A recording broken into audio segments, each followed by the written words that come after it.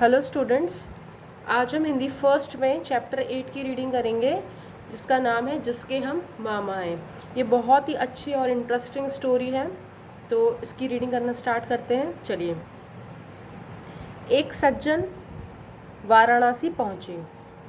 Railway station पर उतरे ही थे कि एक लड़का दौड़ता हुआ आया।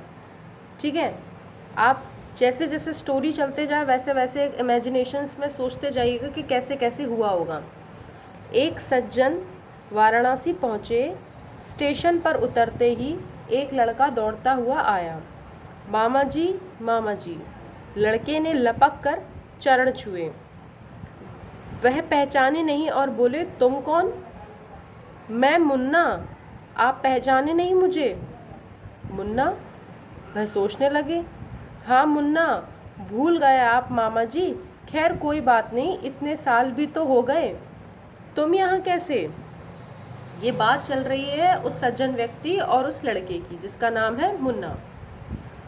मैं आजकल यही हूँ। अच्छा, हाँ। मामा जी अपने भांजे के साथ वाराणसी घूमने लगे।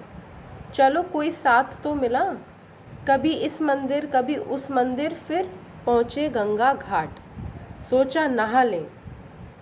मुन्ना नहा लें? ज़रूर नहाइए मामा जी, वाराणसी आए हैं तो नहाए नहीं, ये कैसे हो सकता है? ठीक है, देखिए कितना मज़ा आएगा आगे भी। मामा जी ने गंगा में डुबकी लगाई। हर हर गंगे। बाहर निकले तो सामान गायब, कपड़े गायब और लड़का भी गायब। फिर देखिए, मुन्ना, ए मुन्ना, मगर मुन्ना वहाँ हो तो मिले। मुन्ना तो गया। फिर देखिए क्या होता है। तौलिया लपेट कर खड़े हैं। क्यों भाई साहब, आपने मुन्ना को देखा? कौन मुन्ना?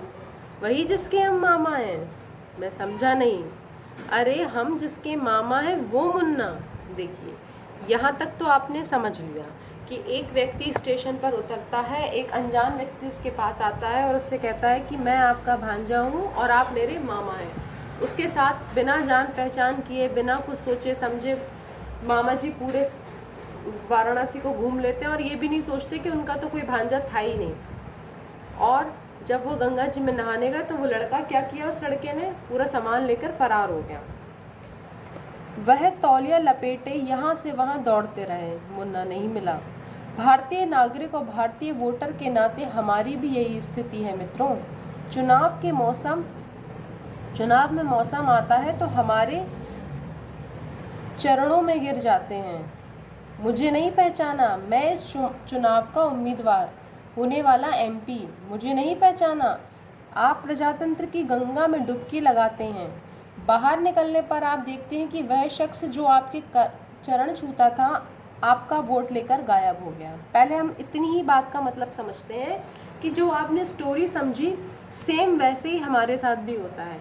आपने देखा होगा जब भी चुनाव आने लगते हैं तो जो भी प्रत्याशी खड़े होते हैं, जो भी एमपीज़ एमएलएस खड़े होते हैं, वो क्या करते हैं, हमारे घर आते हैं, हमसे हमारी परेशानी का कारण पूछते हैं और कहते हैं कि अगर हम जीत गए आपसे आशीर्वाद लेंगे, आपके पैर छुएंगे और कहते हैं अगर हम जीत गए तो ज़रूर आपकी इन समस्याओं का समाधान कर देंगे।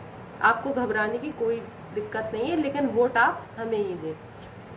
और हम क्या करते हैं, हम जैसे मामा जी ने उस लड़के पर विश्वास किया था सेम वैसे ही हम क्या कर लेते हैं, उस व्यक्ति पर विश्वास कर लेते हैं जिसे हम जानते भी नहीं हैं। और हम क्या कर देते हैं, एक अपना अमूल्य वोट जिसकी बहुत वैल्यू है वो हम उसे क्या कर देते हैं, उस व्यक्ति को दे देते हैं जो हमारे घर आकर हमसे वोट मांगता है। फिर क्या होता है, जब मामा जी गंगा जी से बाहर निकलते हैं और देखते हैं कि वो लड़का गायब है तो वो क्या कर रहे हैं, इधर उधर घूम रहे हैं अपने वोट के लिए, ढूंढ रहे हैं कि वो लड़का कहाँ चला गया।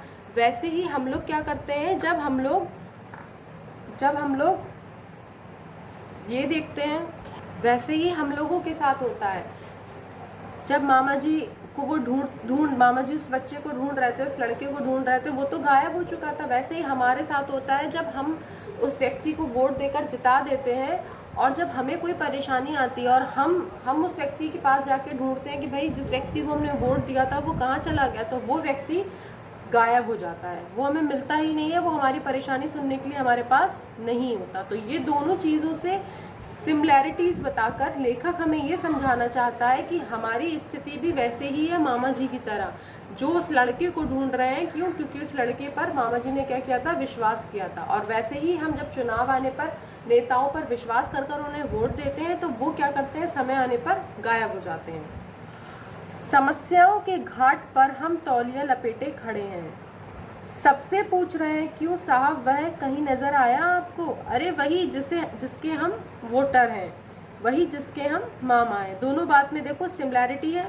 हम वोटर हैं तो हम पूछते हैं वो नज़र आया जिसको हमने वोट दिया था, और मामा जी क्या पूछ रहे हैं? वो जिसके हम मामा हैं। 5 साल इसी तरह तौलिया लपेटे घाट पर बीत जाते हैं। इसी तरह वो मामा जी घाट पर रह जाते हैं और हम लोग कहाँ रह जाते हैं? अपने घर में रह जाते हैं, और 5 साल का इंतज़ार करते हैं कि अगली 5 साल बाद जब चुनाव फिर से होंगे तो हम इस व्यक्ति को वोट नहीं देंगे।